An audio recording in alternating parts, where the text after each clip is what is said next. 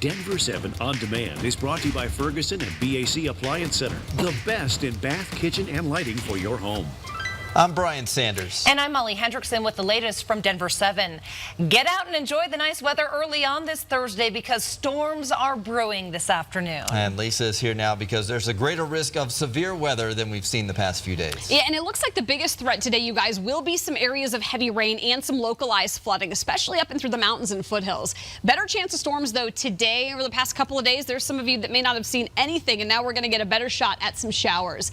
Again, the biggest threat, some heavy rain, and we are tracking a chance for a few storms each afternoon through the weekend. Look at our temperatures, also a little cooler today, starting off in the 70s at about 8 o'clock, and then we'll climb into the mid to upper 80s for highs today. Yesterday, we were well above normal with our highs in the 90s. Coming up in just a few minutes, we'll take a look at the timing of today's storms and what we're expecting you guys for the coming weekend. Right now, Metro State University, Denver, and Auraria are investigating a possible link after 4 employees who work in the same office on the campus have been diagnosed with cancer. Denver 7's Eric Lufer looks into this startling report. In a letter from campus officials to students, faculty, and parents, the extra steps that are being taken are out of an abundance of caution here, but clearly MSU knows how serious this sounds to people, and they're getting out in front of this, trying to be transparent about all of it. This is my alma mater, so I'm very familiar with the campus. The West Classroom is a large building right smack in the middle.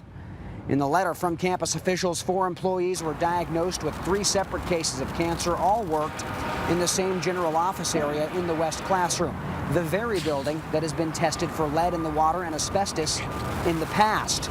MSU saying in part, prior environmental testing in the West Classroom, including for both lead in the water and asbestos, has given us no reason to doubt that the building is safe to occupy. That being said, additional testing is being done inside the West Classroom. Results should come back on August 8th. A meeting is set for later today to be more transparent, to get some answers to those who have questions. I'm Eric Lufer, Denver 7. We have a news alert for you, and this one might gross you out a bit. The Brighton Oasis Family Aquatic Park has shut down one of its pools because of fecal matter in its filtration system. Denver 7's Micah Smith has the details on the cleanup. I know this is a little gross, but the good news is the cleanup is underway. I want to share a statistic with you from the CDC. They found that 1 in 8 public pools, hot tubs, or water playgrounds have to shut down each year due to a health or safety hazard, as well as excessively dirty water. So this isn't just a Brighton problem. It happens in a lot of public pools. The city sent out alerts on its social media pages, letting the community know what's going on. On Facebook, the city shared a picture of one worker in a hazmat suit. As you can imagine, there's been a range of reaction, and even though it may feel natural to make light of the situation, the city is taking this seriously because of the possible exposure to chlorine-resistant germs. Last night and today, staff members work on cleaning the pool by following CDC guidelines. The city has completed the first step by shutting a leisure pool down. The next step included removing and disposing of the fecal matter, then adding more chlorine to the pool, and pool cleaners must then confirm that the filtration system is in working order. Finally, once the disinfection process is complete, swimmers will be allowed back into the pool. The slides and lazy rivers will remain open, and the city says that's because those 2 water features are on a different filtration system. Reporting in Brighton, Micah Smith, Denver 7. Ugh, all right, thank you, Micah. Following thousands of responses over the course of a couple of months, Columbine High School will not be torn down and rebuilt. Instead, the district will pour $15 million into renovations. In a 60-40 split, more people voted against the idea to demolish the school. The district posed the question because of safety concerns. They say people have just become fascinated with the school after the 1999 tragedy. Craig Scott, whose sister Rachel was killed, was one of those people against tearing down the school. When I go there, it's a place of remembering. It's a place also for me to kind of, it reinvigorates my passion to make a difference in schools all across the country. Renovations to make the school more safe are already underway. The superintendent says even though it was a complicated and emotional survey, he appreciates your responses. Douglas County is increasing school safety by adding more school resource officers this fall. County commissioners approved $3 million for SROs in the wake of May's shooting at STEM School in Highlands Ranch. An SRO will not be added to that campus, but 5 other middle schools. You can see that list here: Crest Hill, Mountain Ridge, Ranch View, Rocky Heights, and Sagewood. Investigators in Weld County are working to identify remains found near an oil and gas facility. Deputies say a bulldozer operator reported the bones about 10 miles southeast of LaSalle. Right now, the sheriff's department says it's treating it as a homicide investigation until evidence proves otherwise. Aurora police warned action would be taken against people who defaced an American flag at the Aurora ICE facility.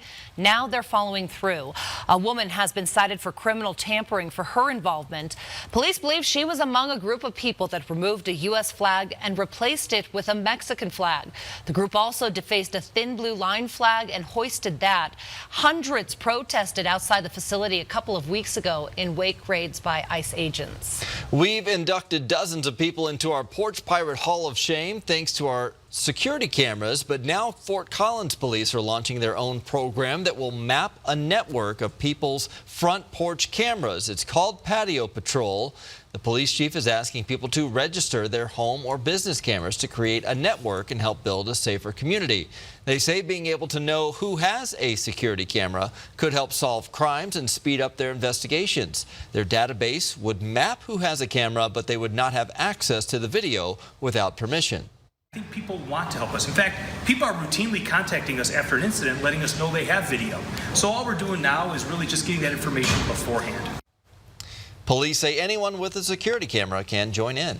Colorado has become a culinary hub. New restaurants are always popping up across the metro. But if somebody asked you what kind of food Denver is known for, what would you say? Maybe variety would be your answer. But if you think pizza is high on the list, you're in good company. And a mom and pop shop just outside of town has carved its niche.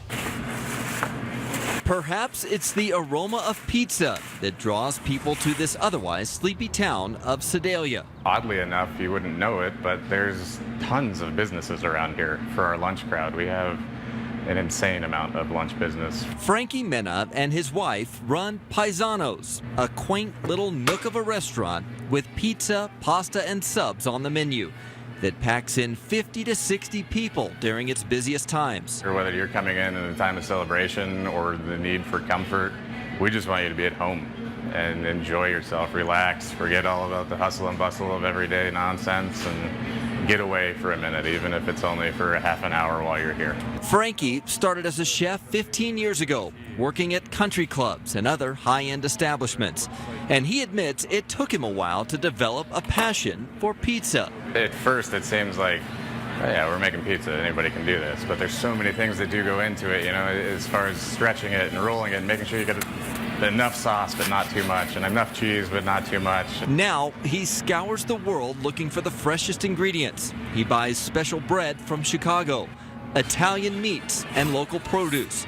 But he says the tireless work in the kitchen is worth it to interact with customers and see the looks on their faces with the first bite. Everybody's friendly and happy, and we do it for the laughs and for the memory and for the pizza. 5-10 years, probably be standing right here.